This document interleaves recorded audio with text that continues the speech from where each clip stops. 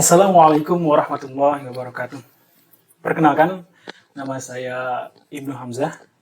Saya mahasiswa di kampus IAIN Syekh Nurjati Cirebon, Fakultas Usuluddin Adab dan Dakwah, jurusan Sejarah Peradaban Islam. Oke, di sini saya akan sedikit memaparkan tentang sejarah salah satu desa yang berada di Kecamatan Masugih, Kabupaten Majalengka, yaitu Desa Sadawangi. Desa Sadawangi ini merupakan salah satu desa yang sangat disoroti oleh desa-desa lain. Kenapa? Karena Desa Sadawangi ini mempunyai sejarah yang unik.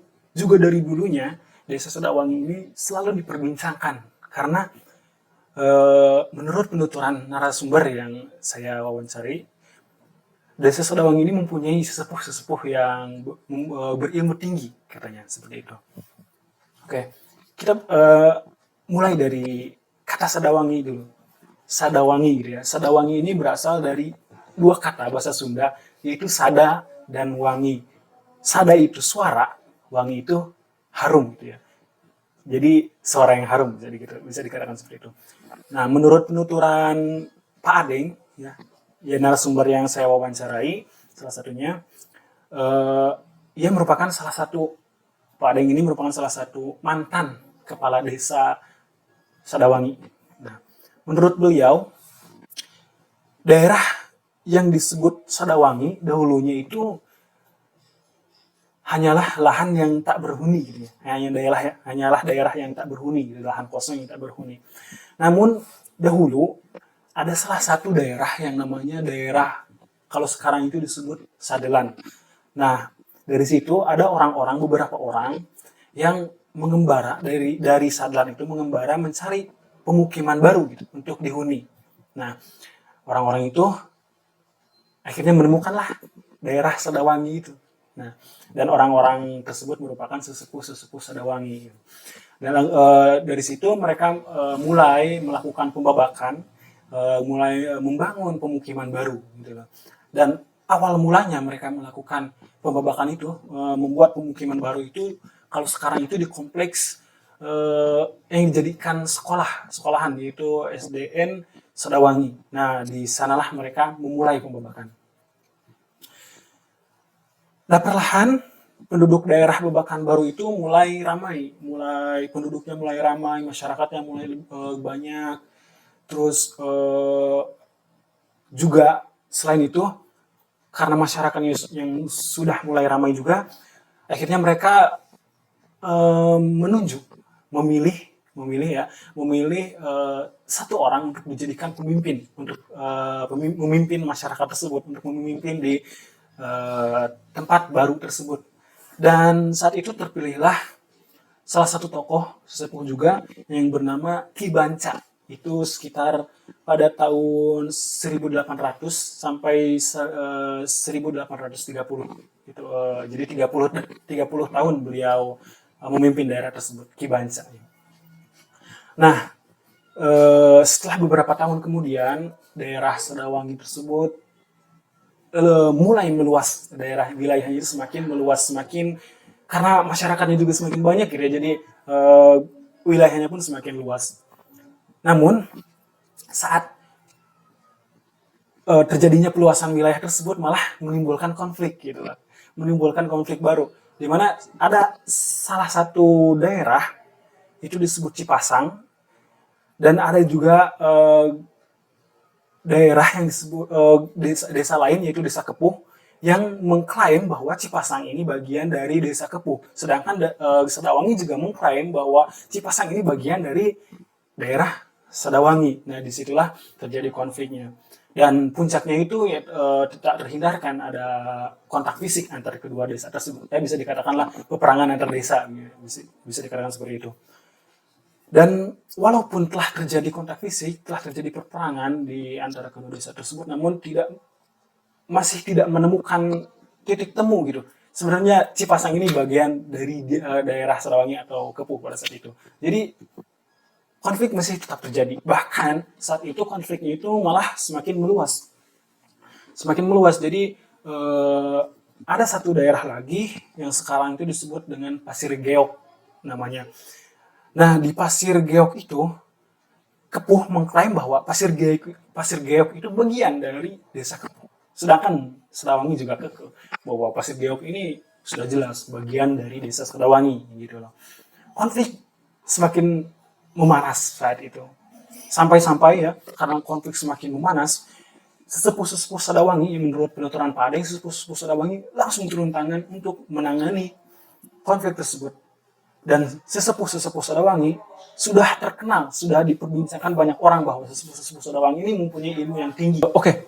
Banyaknya sesepuh-sesepuh Sedawangi, ada Ki Banca tadi, terus ada Buyut Sendi, ada Buyut Rashid, ada Buyut Sanggem, dan ada Buyut di Pawangsa, dan ada juga Buyut Jago. Nah, ada dari sesepuh-sesepuh Sedawangi tersebut, salah satunya mereka turun langsung menangani konflik tersebut. Ada salah satu batu namanya, ada di daerah Pasir Geok itu ada satu batu. Ketika konflik terjadi, sesepuh itu turun ke lapangan, beliau naik batu gitu ya, naik batu tersebut, dan beliau sesepuh tersebut membuat telapak kaki di batu tersebut sambil beliau berteriak mengatakan bahwa barang siapa yang bisa membuat hal yang saya lakukan seperti ini, itu memberikan tantangan ya ke daerah Kepuh, barang siapa yang bisa membuat telapak kaki yang sama seperti yang saya lakukan ya, maka daerah ini akan diberikan ke daerah Kepuh gitu. Namun pada akhirnya tidak ada satupun orang yang mampu melakukan hal tersebut gitu. Itu menurut penuturan narasumber yang saya wawancarai. Nah, jadi seperti itulah kenapa muncullah istilah Sadawangi gitu ya. Suara yang harum itu bukan berarti suara yang harum gitu, tapi jadi Sadawangi itu setelah peristiwa tersebut menjadi perbincangan banyak orang gitu loh, bahwa Sadawangi berhasil mengalahkan Kepuh, desa Kepuh gitu, berhasil mengambil alih beberapa daerah yang diakui oleh desa lain gitu.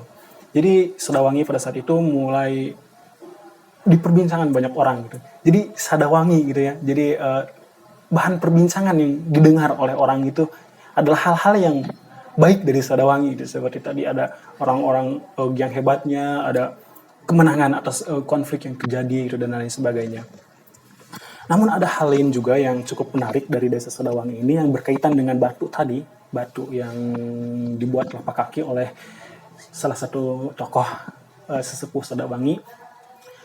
Jadi pada sekitaran tahun 1943 ya, kisaran tahun 1943, desa Sadawangi itu dikuasai oleh Belanda. Jadi Belanda pernah berada di desa Sadawangi pada saat itu. Dan mereka, Belanda tersebut membuat akses jalan ke desa Sadawangi tersebut. Membuat akses jalan. Dan yang jadi masalah, batu di mana bukti kekuasaan Sadawangi saat itu, yang ada telapak kakinya salah satu sesepuh tersebut, itu digulingkan oleh Belanda dalam rangka pembuatan akses jalan tersebut. Jadi batu itu jadi terbalik, dan kita sekarang tidak bisa mengetahui apakah benar ada telapak kaki di batu tersebut atau tidak ada gitu, karena batunya sudah terbalik gitu. Jadi seperti itu ya daerah Sadawangi. Di Sadawangi itu suara yang harum itu perbincangannya. Jadi Sadawangi itu jadi banyak dibincangkan oleh banyak orang tentang kehebatannya, tentang keluar biasaan Sadawanginya. Jadi Sadawangi itu bentuklah Sadawangi. Dan Sadawangi sampai sekarang itu mempunyai 32 kepala desa sampai sekarang. Di antaranya sebagai berikut.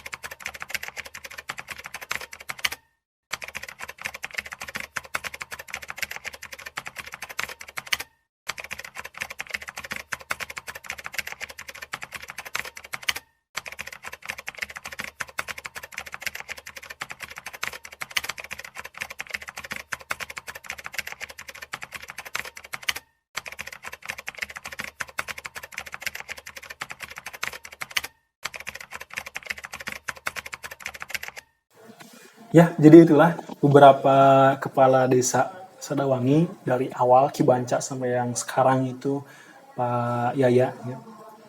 Dan perlu diketahui juga pada tahun 1982 Desa Sedawangi ini karena ada kebijakan dari pemerintah, jadi Desa Sedawangi ini terlalu luas wilayahnya untuk satu desa gitu. Jadi dibagi dua lah, dipecahlah Desa Sedawangi menjadi dua. Iya. Yang pertama itu tetap Desa Sedawangi dan ada pecahannya yaitu yang disebut Mekarwangi gitu lah. Kenapa Mekarwangi? Karena mekaran Desa Sedawangi jadi Mekarwangi gitu.